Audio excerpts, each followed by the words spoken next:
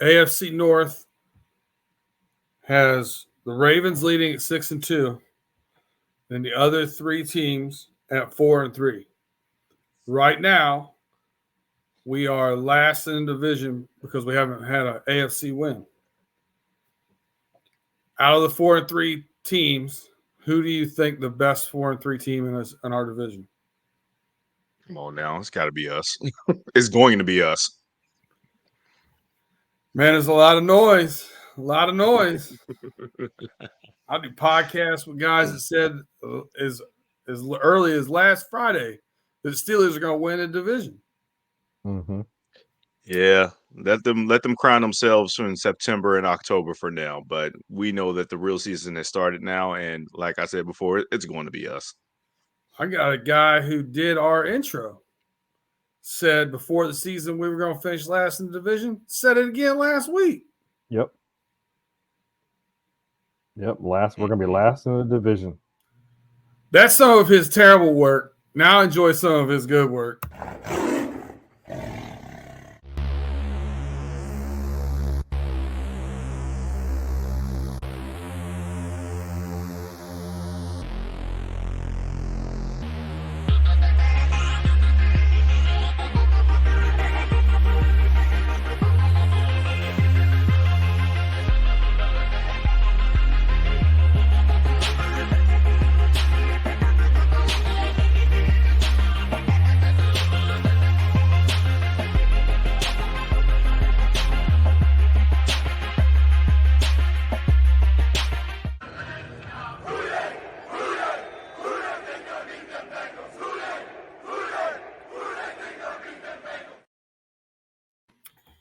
Yeah, Mod is my dude, but he got to stick to that music. It's a lot better than his take on AFC North. So let's get into it. You're listening to Runnin Thru the Jungle. I'm your host, Brandon Herriott, with your hosts, Justin Lacey and Tim Lyons. What's up, fellas? Yeah, what's up? What's up? Good timing out here. We're doing pretty good so far. So we got two of the three of us in Ohio right now. I'm actually visiting my mom's up in Lima, Ohio. So back in Ohio for a couple of days anyway, But before I head out to Michigan to go watch some football. It's cold. In that time of year, AFC North football. I'm still riding the high from last week. Bengals look great.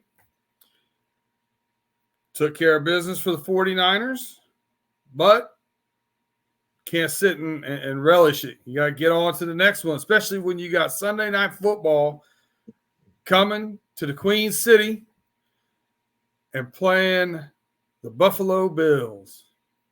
Can't wait. This was big game. This is one I thought we had in the bag last year before tragedy struck. One that we went to their place. I didn't think we should have had to, but we took care of business in the playoffs last year. So I'm really excited about making this a not rivalry. I just want to keep beating them. I don't want to. We can have our rivalry with the Chiefs. I don't want a third party in it. Done with that. But before we get into the preview for the Bills game, I want to touch real quick because not only did Halloween come and go on Tuesday, but so did the trade deadline. So my question to you guys, with the trade deadline, did you have a disappointment with us standing pat? Did you think we did the right thing? Are you concerned about anything else that happened, or what were your thoughts overall on the trade deadline, especially with the Cincinnati team? Yeah, so I personally didn't have a problem with the Bengals standing pat. I mean, I know there was a lot of buzz around the fan base talking about we should go out there and get a tight end. I would have loved to have saw that too. You know, after seeing Irv Smith Jr. just not be as productive again, and even on one of our better days that the offense have had all season, it just still screamed loudly that the tight end room is still one of the weakest position groups of the team. And yeah, you would have loved to have saw a move, but at the end of the day, I don't really think that I was impressed overall with any of the moves that everybody else made. I felt like that the Chase Young trade that the 49ers made was kind of out of desperation. I don't think that their defense is bad. I understand that there might be a little bit of issues with them stopping the run and Nick Bosa getting his sacks like he usually does and other stuff like that. But man, up and down that defensive line, they never needed Chase Young. But he was on sale for cheap. And quite frankly, that's what the NFC West teams do, especially the 49ers and the Seahawks. And when the Rams were winning at a high level, they were doing the same things too. So I'm not really impressed with that move at all. I think that the Seattle, and I also think that that was a response to the trade that Seattle made when they got the boy Leonard Williams from the New York Giants, because he was the one that got traded to Seattle first after the game. So I'm not really all too upset about it. I did see that Buffalo did went out there and got a cornerback, Russell Douglas. That was pretty cool for them, but they need a cornerback like bad because they lost to Tre'Davious White a few weeks ago, and I don't think that they're going to rely on the performances of Christian Benford, and I think he's been doing okay with them, but they haven't been very strong with that group. So they actually needed to make a move. And quite frankly, I'm just not hard pressed that we didn't make a move. I'm okay with what the Bengals did, and I did like the sneaky move that they made today and elevated Tanner Hudson to the active roster because he's earned it. So, if anything, I'm happy with that they did that as a follow up to the trade deadline. 100% agree. 100% agree. Tim, what are your thoughts on it, man? The Seattle trade was great for them. They needed somebody up in the middle. That was a great trade for them. Just like Justin just said, that Chase Young trade didn't make no sense really. But I guess they want something to improve their defensive line more. The trade the Bears made for Montez Sweat. I don't know. I don't understand that at all. I don't get it. Don't get it. The season that they're having right now, that'll make no damn sense to me. But hey, what this is what that trade tells me. That trade tells me nothing about this year. It tells me what they're going to do in the draft next year. Yeah. So I think you're going to see the Bears go heavy offense next year in the draft because they're going to have 2 of the top 5 picks because they got them and Carolina. You're right. Yeah. And I understand that. I get that. But it just kind of didn't make any sense to me right now. Bengals wise, I wasn't surprised. That's the Bengals way. We don't usually make any trades. It's not something that we normally do. Like I've been saying in our last podcast or our last show we did, I'd cut Irv Jr. today. Irv Jr. be gone and bring up Tanner Hudson. They brought up Tanner Hudson, which I'm ecstatic about because I think that kid's got I think he's got what we need. He is that big body blocker who can actually catch passes and fight for those extra yards when we need him to. Our tight end room is a little weak. But was I surprised? No, I wasn't. Wasn't surprised at all. But I was very happy to see Tanner Hudson got promoted today. It was very exciting for me. Yeah, I agree with you. I agree with both of you. Tanner Hudson. But listen, I don't think we need to have the way the offense is set up. I don't think we need to have a great tight end. We didn't have a great tight end last year. Everybody clamoring to bring him back. What's his name? Hayden Hurst. Clamoring to bring Hayden Hurst back. He didn't even have 500 yards receiving last year. Right. It wasn't like he was a world breaker. What we need from that position is you're not going to be called on a lot, but when you're called on, catch the ball. Yep. And when you catch the ball, try to get a couple extra yards. Mm-hmm. Other than that, make a nice inline block. Like here and there, trap, whatever. So it's not. We don't need. And I think that was part of their reasoning. I think in analyzing it and me complaining about not taking Michael Mayer. I think part of the reason why they probably didn't do that is because they don't value that position for a first-round pick. Right. So the more I think of it, the more I get it. The other thing is, and I know there was talk about maybe a running back or, a third down back, maybe go back and get P-Ryan again. There's a lot of retread talks I heard out there. You're right. And I didn't like it either. I didn't like that either. But my thing is this. When you start you have a really great team. Like I get going for the a home run swinging for the fences and trying to get that Super Bowl 1 year or whatever. Do I think we're talented enough to do it? Absolutely, yes. You've heard me say that all year. I've been the buy low guy when they were struggling. But the fact of the matter is, you're 4-3. If you're 7-0 and you have a way to make yourself even better, and maybe you do that, I think you have to still look at long-term success and short-term success. And long-term, if you're trying to give these guys the bag, you just gave it to Burrow. You got Jamar Chase coming up, T. Higgins, DJ Reader, Cheeto seems to be the odd man out right now, right? Mm-hmm. If some of these guys are going to continue to get bags, then you need those draft picks to fill out the rest of this team. Mm-hmm. So if you're giving up some, fifth round or fourth rounder or sixth rounder or whatever, those are draft picks that quite possibly could help fill out this team. And I think what we did, letting Von Bell go and letting Piron go, gave us an extra fifth and a seventh rounder coming up this coming year. That's depth. You know what I mean? Getting more and more draft picks. I don't think you're going to see us doing a lot of splashy moves and using our draft capital, because if we're going to be paying the core of this team $150 million, the rest of these guys are going to have to come on the cheap. Yeah. So I'm 100% good with standing pat. Let's play it out. Let me talk about Hayden Hurst and Piron for a second. I'm not going to spend no energy on Piron, because I just think that while I understand why people want to make that move happen, I just think that it's one of those classic things that you never know what you got until it's gone kind of ordeal. Mm-hmm. Whereas Piron was never somebody that I looked at with a complete value that was super valuable. Yeah, we talk about his pass blocking skills all the time, but more or less, he's a guy that I've always looked at. There's a reason why Denver's not playing him, and it's because he's a guy with inflated value is what I call it. It's a person that when he was on a great team, he looked like he was great, but that's because Joe Burrow and the rest of his team made him look like he was better than what he was, until he got into a situation where the team is not as good, and you realize that he don't really produce as much as you would hope that he would produce. So I'm perfectly fine that the Bengals did not go that route. Hayden Hurst, though, the contract, I think it was what scared a lot of people, is why they didn't pull off that trade. I saw on Twitter, man, that there was probably some buzz that his mom, I think, said he would love to come back to Cincinnati because he's not happy down in Carolina.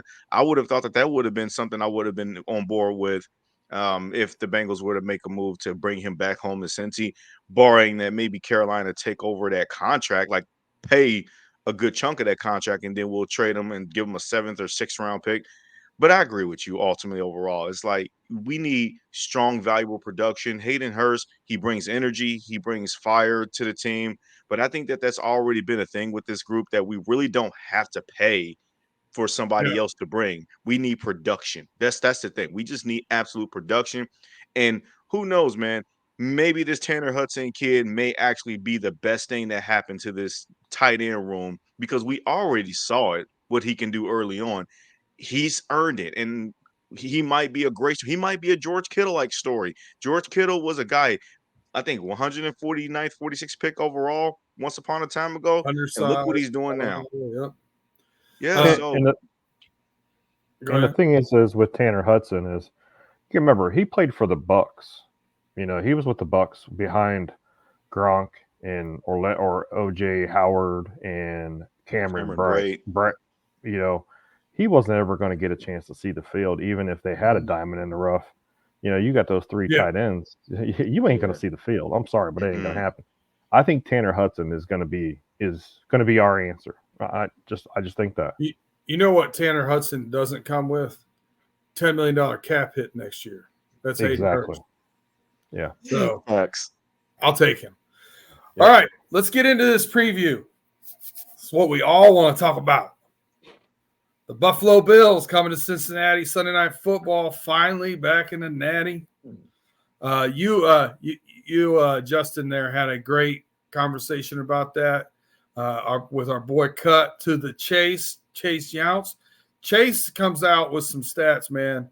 Absolutely floors me. I was sincerely jealous listening to it, because you guys, the audio itself sounds great. Normally, my audio is pretty on point. Today, I'm on remote. I just got a computer. Like, I ain't got no background. I ain't got no, I'm struggling here. And then on top of it, like your guys' voices, you sound like professional analysts. My voice sounds like someone taught a pig to talk. So very jealous, man. Very jealous of that. But you guys did a great job in that. Great job. So if you haven't cut to the chase, it's right here on Running Through the Jungle Network. You got to check it out. My boy's doing some good stuff over there. But long time since they've been here. Was it 98? Something like that? So, and first and foremost, I appreciate the compliment. I thought it was a great show. We had a great time with it. And when I listened to the playback, and I was very impressed with the audio myself. So I have to give myself and him a little bit of a pat on the back too. So, but in terms of the Sunday Night Football stat line, the Bengals haven't had a home Sunday Night Football game since 2012, and that was a Sunday night game against Pittsburgh. We had the orange jerseys, white pants. I remember I was in attendance to that game. We didn't pull out the win, even though we started out hot. And it just felt like that we were going to see more of this here in Cincinnati. You know, we had the 5-year stretch where we went to the playoffs every year in a row. But it turns out that we were never going to see a home Sunday night football game again until this upcoming Sunday. That's a shame. And to add salt to the wound even more, prior to last year's Sunday night playoff game against the Ravens, the fumble in the jungle, everybody remembers that. We haven't won on Sunday Night Football since 2004. And that was during the time where it was on ABC against the Dolphins. And that was at home. But that ever since then, ever since it went over to NBC, the Bengals have been a nightmarish effort on Sunday Night Football through the Palmer Dalton years. It was just absolutely just pathetic. And we're finally seeing Joe Burrow on Sunday Night Football. You know, and it's crazy because it's like, well, shouldn't have this already happened?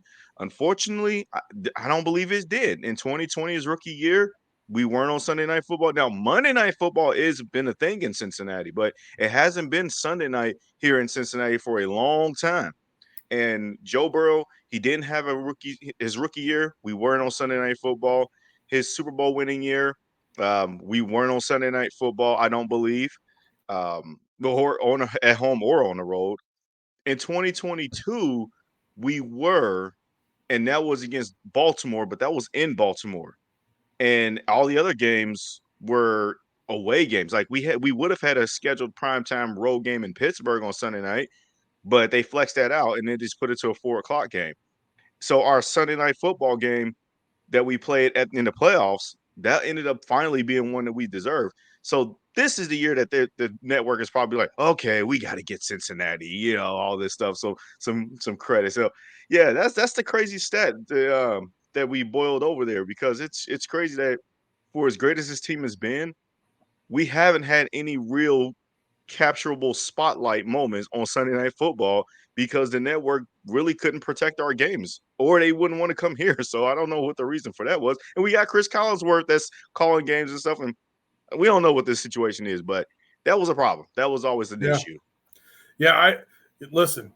For those of you listening on Spotify, Apple Podcasts, Google, wherever you get your podcasts, thank you very much. Subscribe, download, rate, review, re-rate, re-review, unfollow, refollow, like do whatever you got to do. Help us out. Phone a friend, send it to a friend, get as much as you can. Those of you that watch this on YouTube, you'll really appreciate this point. You can tell who's got the young mind that's still a trap door. All his stats come from his head. You see me and Tim doing stats. We're doing one of these, looking over here at our notes, making sure we say it right, don't get it wrong. Justin Lacey just going through a Rolodex of games over the past 5 years. That's wild. I'll be over here referencing I even referenced my prediction that I came up with. I got to make sure I got it right. That's nuts. But I want to get into keys to victory. Tim, I'm going to let you say it first. Run the damn ball. What are your keys to victory on offense and defense? Well, my first one is it's always running the damn ball. It's running the football. My other one is, of course, protecting Joe Burrow. Last week, our stats, were actually pretty damn good last week for our offensive line. For the pass blocking, believe it or not, Cordell Volson was our best blocker in pass blocking. He was a 70 rating. It was actually really, really good. Yeah, actually really good to see him, in the pass game, in pass blocking, step up and be the best. Worst in pass blocking was actually Alex Kappa with a 57.14%. Yeah, Rating. Armstead beat him a couple times, right? I was Yeah. going to say that too. Because the minute that he got that first one of those 2 seconds, I was like, first thing I was like, was that Volson? And then he played the replay. Oh, yeah, it was No. Kappa. So that plays into it. Yeah. Yeah, and then for our run game, our run blocking, best run blocker was Alex Kappa, of course. And worst was Orlando Brown with a 61.11. Alex Kappa, his was an 88.89 rating, which is great for run blocking. The best run blockers for last Sunday against the Niners was Ted Karras, and Alex Kappa was 74.19.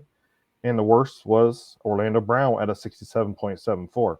That being said, there was 4 pressures, 5 quarterback hits, 3 sacks, and 11 tackles. Our offensive line actually played, really damn good against the 49ers with what we knew what was coming at us.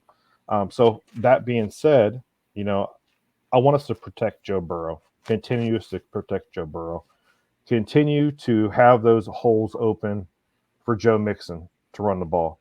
Or even if Burrow decides to call a quarterback draw and he can draw it down the field for 20 yards. Protection.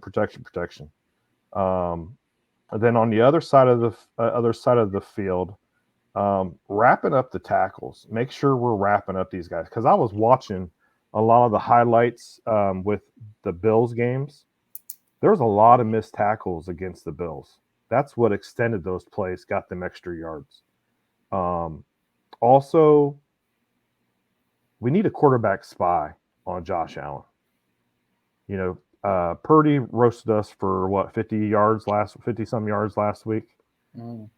Josh Allen, there's a possibility he's going to run the football. Josh Allen is Josh Allen. I don't care what anybody says. Josh Allen, there are some times where Josh Allen has been on point, throwing for 300 yards, 3 touchdowns. Then there's the Josh Allen that throws for 300 yards, 3 touchdowns, 3 interceptions, but runs for 50, 60 yards and a touchdown. Or he's just not on point. Go ahead, Brian. Could be an interesting scenario there with 3 safeties in the game. Yeah. Could be an interesting scenario. Is this the week we finally see DJ Ivy come out and just play spy? We can only hope, but I was not. And another point to my key to victory is the tight ends. We're like 31st in guarding tight ends. We're letting way too many tight ends just roast us down the middle of the field. Kincaid is going to be a worry for us if we're not, putting Dax Hill on him or, DJ Ivy or somebody on him, for the tight ends. Tight ends has been our weak point. Yeah. The run game's been the run game's been our weak point too. Is Cook going to go out there and cook?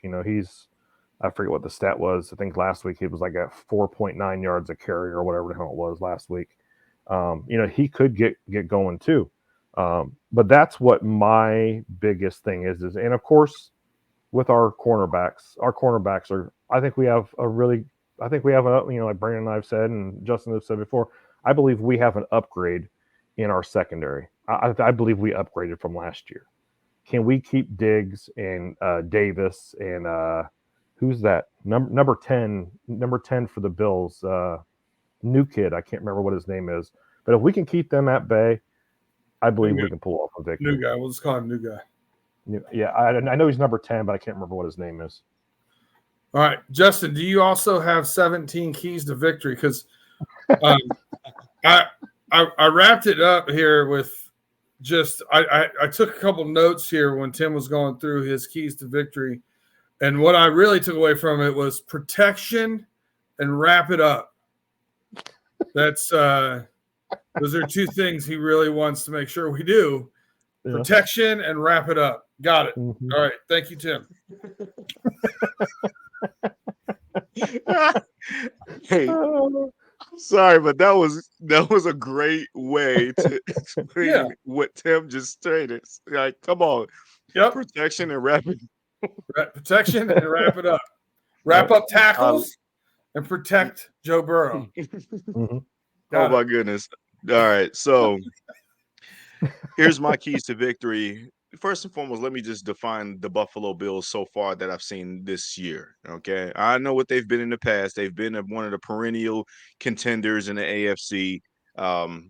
Josh Allen has been performing like one of the best top five and unquestioned top three quarterbacks, in my opinion. I got him at number 3 behind Burrow and Mahomes, of course. We already know what they are as a team and as a unit. However, this is what I've seen from them so far this year, that they're a very Jekyll and Hyde group. Sort of similar like the Dallas Cowboys, but I think that the Cowboys bring a little more consistency to the table. But the Buffalo Bills, I feel like that this is a team that in any given moment, I feel like that dam is going to break to where they're going to hit even more adversity to where they are in danger of losing the AFC East division to the Miami Dolphins. The Dolphins, to me, are the best team in that division this season. And I know people are going to be like, well, the Bills got Josh Allen and they got Stephon Diggs. Yeah, but the boys down in Miami are very consistent on offense. They run a great scheme with Tua and Tyreek Hill and a bunch of other guys. Yeah, you might have a little question on their defense, but they're also getting Jalen Ramsey back. So I think that the Dolphins are going to be the prime favorites to come out of that division this season, whereas the Bills will be a close second. They're still going to be a playoff team. They're still going to be a really good team. I don't take nothing away from them as an overall unit, I but agree they're 100%. just a team to me that I just feel like that they really just haven't felt that pain of adversity yet. Similar to what I said about the 49ers before playing us, that they think that, oh, yeah, this is going to be a get right game for them. The difference is the Bills won last week against Tampa Bay, but they didn't look like themselves. When they played against the Giants on Sunday Night Football, they didn't look like themselves. And both of those games were at home. They both could have just they could have boat raced both of those squads. They're clearly better than them, head and shoulders better than both teams. And it just felt like that wasn't the same Bills team that I've been watching for the last few years. And don't get me started on that loss that they took to New England, a 1-6, a 1-5 New England team, and they took a L to them. Come on now. Like it just feels like Buffalo is really, really feeling some sort of I'm feeling this weird energy around this Bills team. And I understand if you talk to Bills Mafia, they'll just kind of shrug it off like, well, it's this and then this. But here's my key to victory. And it starts with number 9 and it ends with number 9. I'm not going to go into the specifics overall in the team. It's just Buffalo, man. The Bengals are not a great matchup for the Bills. We're not. I mean, we are not a great matchup for them. They do not want to see these hands. I'm just gonna call it like it is. When we talked about last year's Monday night game, and that should have been a game that we was going to showcase and be like that. Hey, this was going to be our time. This was going to be our game. And then unfortunately, the DeMar Hamlin situation just sort of kind of ruined that. I don't want to say that in a bad way because I'm happy that he's better and stuff like that. But and we've all moved on from it, and we can kind of talk football. But that was a moment to where Cincinnati was going to dominate that night. And it saved the Buffalo Bills from coming back to Paycor, that DeMar Hamlin situation in the playoffs. So we don't forget about that as a Bengals fan, that realistically, yeah, we know that we beat y'all in the playoffs and kind of dominated y'all in the postseason. But that postseason game should have been played in Cincinnati. And we're still carrying that over this year. So while Bills Mafia are going to tell themselves that they're going to extract revenge from what happened in the playoffs, Bengals fans ain't going to forget that we were robbed of that game being played here at home. So now you got to come see us at home again. And you're right, Brandon. I do not want to start another rivalry with another team. I think that the Bills are going to be a team that they're going to they can still beat you at any given moment. Like they're too talented. They have a talented quarterback, talented defense, talented great. And I like that they have a running game with James Cook now. But I just feel like that the equalizer to all of that is Joe Burrow and our great defense too. But Joe Burrow, Yeah. he is the guy that when he's on fire, I don't care if Josh Allen's on fire. He can't beat Joe Burrow.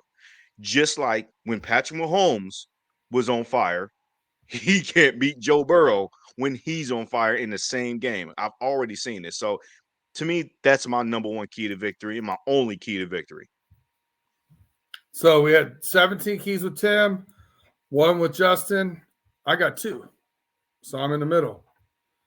I do agree with you. So like I do agree Tim covering the tight end has been an issue. We didn't see Dax Hill cover George Kittle at all. I was confused by it. But overall, I think our defensive backs versus their defensive backs, we take the win there. Where I think defensively and offensively, it's going to be the swing is we're 29th in rush defense at yards per attempt at 5 yards an attempt we give up.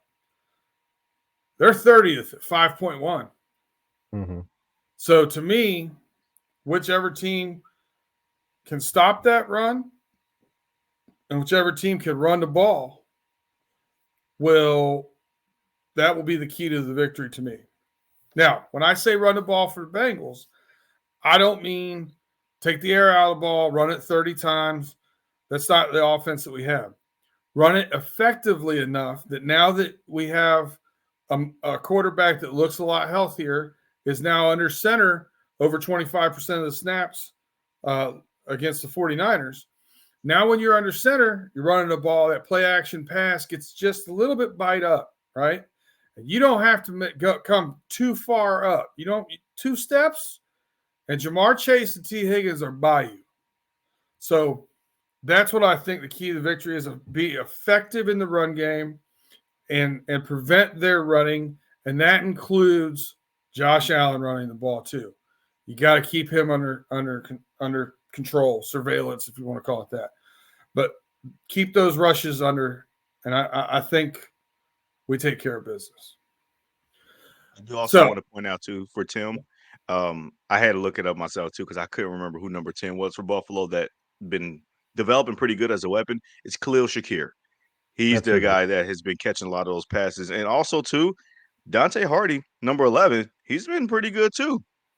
Mm-hmm. But Khalil Shakir is another guy that's a Swiss Army knife for them in that matchup. So I get what you're saying. You got to be careful with a lot of those X factor like players that's outside of what we already know with Dalton Kincaid, Gabe Davis, and of course Stephon Diggs and James Cook's the running back. So and obviously Josh Allen. To me, there's a lot of this though, right? When you're starting to talk about if you're looking for a 3rd, 4th wide receiver on your fantasy team, who do you draft? Whoever Josh Allen, Patrick Mahomes, and Joe Burrow are throwing the ball to, that's who I'm drafting. Mm-hmm. Right. Mm-hmm. For sure. So, all right. For those of you watching on YouTube, we're going to take a 3-second pause. For those of you listening on podcast, we will be right back after we pay some bills.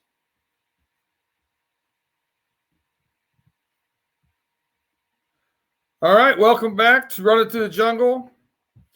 You're listening to Brandon Herriott, Justin Lacey, and Tim Lyons on Fans First Sports Network. Covered everything Cincinnati Bengals every week.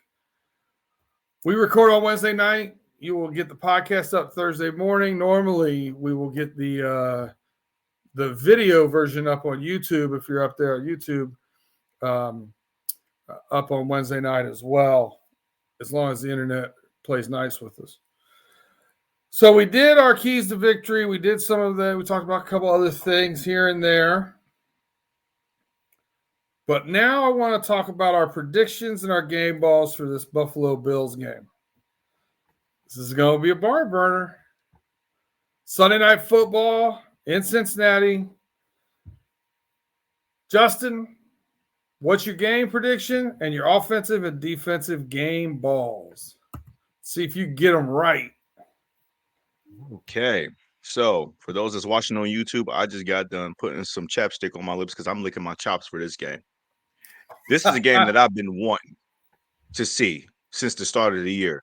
And I felt like that this was this would going to be the accelerating point of the year. Not turning point, accelerating point, where the Bengals really start catching their stride. They did it last week in San Francisco, but at home, that's when we know that that's really the thing. I do predict the Bengals to win this game. However, I do understand the Bills can win this game too because they are a great team. Okay. No matter what I just said about them not being the favorites to win a division this year, it's more or less the Dolphins. But I do predict the Bengals to win this year. I don't see a game to where the Bengals just full blown dominate this team and then shut down the Bills and they limit them to 10 points. I do think the Bengals do dominate, but I think the Bills are going to be responding with a couple of points and a few touchdowns of their own too. Like it'll be a track meet, but ultimately you might see a historic performance out of this offense for the Bengals, just because I do not feel like that they have enough firepower on the defensive side of the ball to slow us down. So that leads me to think my game ball prediction, you can spread the ball around literally, and I think Joe Burrow is going to do that. But I'm actually going to go with T. Higgins as my game ball prediction. He may kept because that's another thing too. He was also drugged through the mud a tad bit by haters on the outside world when the DeMar Hamlin situation went down because people blamed him for that when he didn't do anything wrong other than just play football. So I'm going with him as my game ball recipient for the offensive side of the ball. On the defensive side of the ball, you guys might be shocked when I say this. I like Dalton Kincaid, man, and I think that he can run laps around our defense if we don't cover him correctly. And I think he's emerged.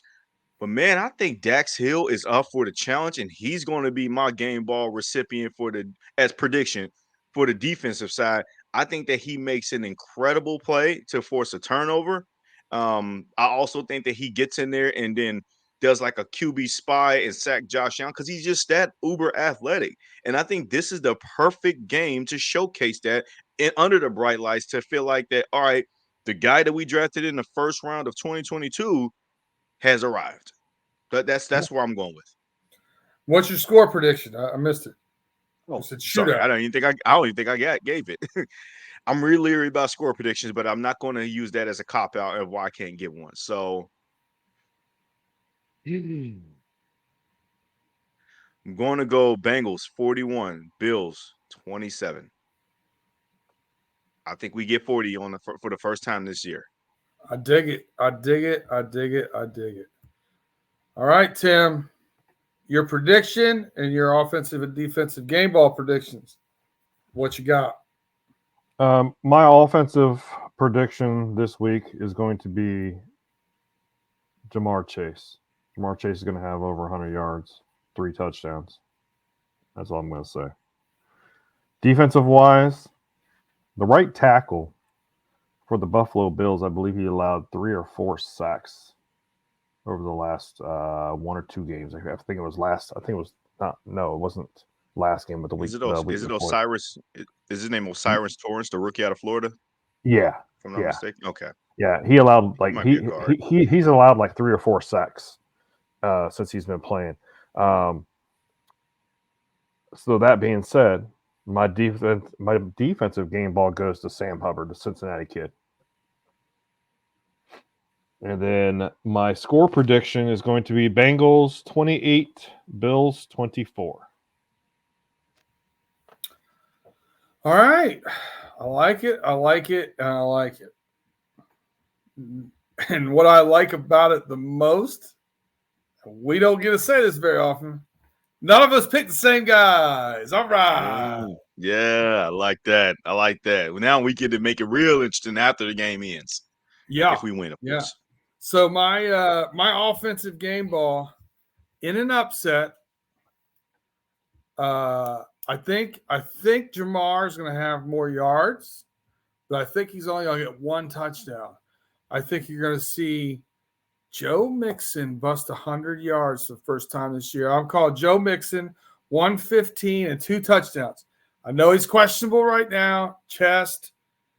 Listen, Zach Taylor said nobody's in jeopardy for the game. We're just resting some folks. I'm going to take him for his word. I think I've liked the way Joe's been running the ball. You're going against a rush defense here with Buffalo that has not been very good. And I think that he's going to bust a couple of pretty nice 20-plus runs. So I'm going 115, 2 tutties. Now, on defense, we do need to spy. I agree with you. I don't know what we're going to do as far as covering the tight ends. But what I do know is that we do this bend, don't break defense. And I think this has to show itself for this game. You're not going to hold Josh Allen to 180 yards passing. It's just not going to happen. They're going to get some of theirs.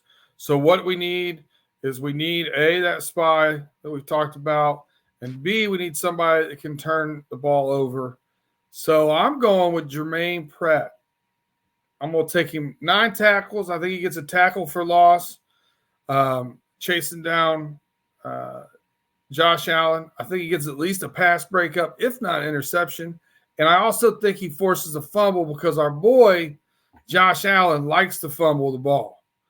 So I think Pratt knocks the ball out of his hands because he's carrying it like a loaf of bread. So I'm going to give Pratt my game ball for defense. And I'm going 31-27. Bengals take it at home.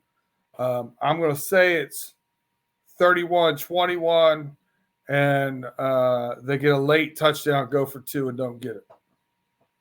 Okay. I like that. I'm very scared of my prediction because I'm predicting the Bengals to throw a 40-burger this for the first time this year, and that doesn't happen quite often, but you I'm not going to go back. Limb sometimes, man. You got to get out of that limb sometimes. Yeah.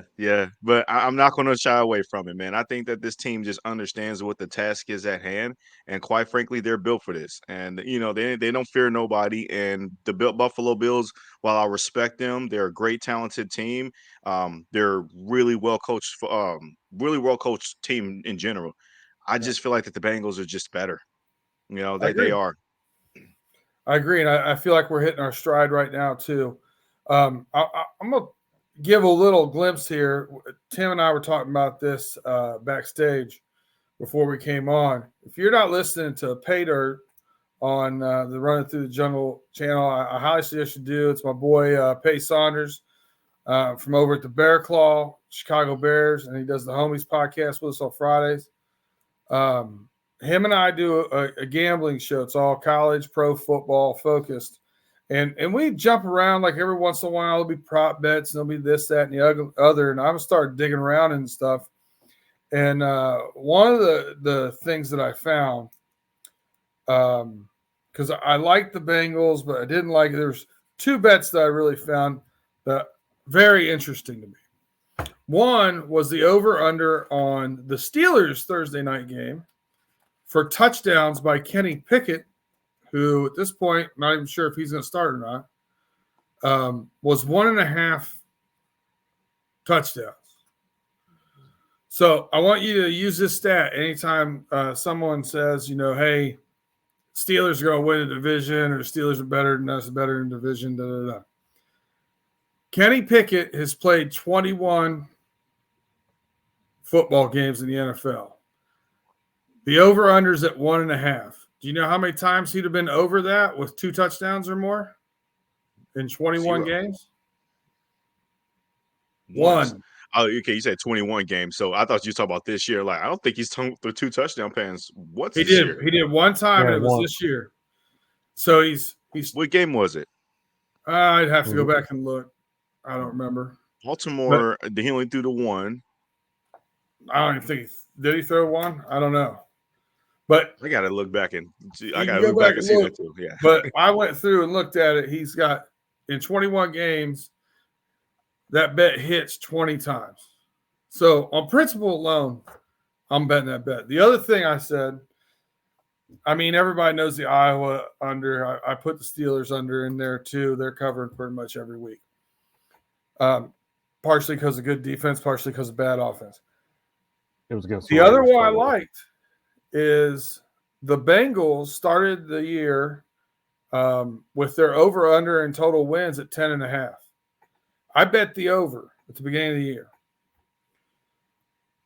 Now It's readjusted itself to 9.5. I bet the over again today. That means that they're saying we're not going to go better than 5-5 with our remaining 10 games.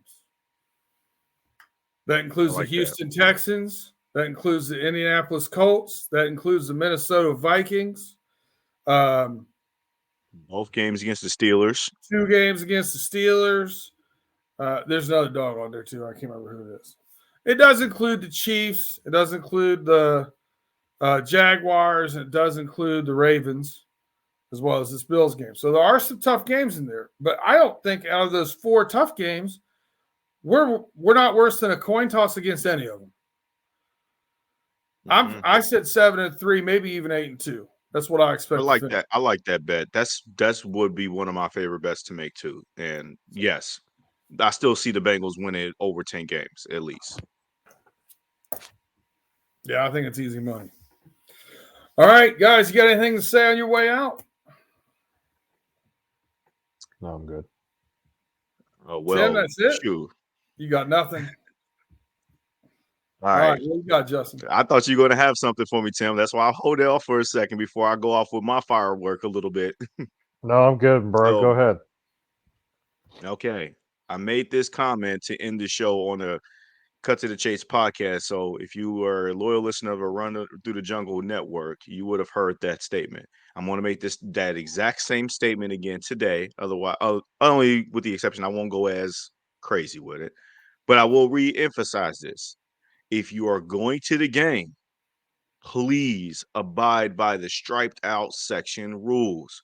I would love to watch this game on my TV and look at the color coded striped out sections on my TV on high def TV and be thinking like, man, my city showed up and showed out on this primetime game. I need to see it. Please do not be that jackass. And I'm going to say it again. Please don't be that jackass that's just going to show up at like it's an all-white party and you got a little bit of speck of orange and black. You look stupid, okay? Just please stick to the color coding format if you're going to get. It's already bad enough that we're going to get Bills Mafia coming in our stadium anyway. But let them be like snowflakes on top of the striped out section. But just abide by the color coding principle. You showed out for the whiteout game last year. Let's do it again this year, this time with the orange and black stripes. I need to see that happen. I need to take pictures. I need to be able to just comment that on that. I just need this to feel good for the city of Cincinnati because this is a big time moment. We need to end this debacle in this streak on Sunday Night Football of losing games on that network. Again, I'm not even counting the playoffs that we played the Ravens. But for the regular season, we haven't won the game on Sunday Night Football since 2004. And I need to see us win that game and end that streak. So that way that network can start coming back to our house because they want to come to our house. So those are my closing remarks. If you're going to the game, I'm going to be jealous because I'm not there. I don't got no tickets. Just please show out and show up for the sections that you are color-codedly responsible for. I agree 1,000%. Do it. Make sure you're in the right colors and the right sections. That's going to look awesome. I can't wait to see it. The last thing I'm going to say, I've been harping on it for about 4 or 5 weeks now, I think it is. I said, buy low. I bought low. I bought every week. I kept buying more stock in the Cincinnati Bengals. And after they win on Sunday night, I'm not going to sell high. I'm keeping my stock. Hooday. Join us next week as we are running through the jungle. Peace.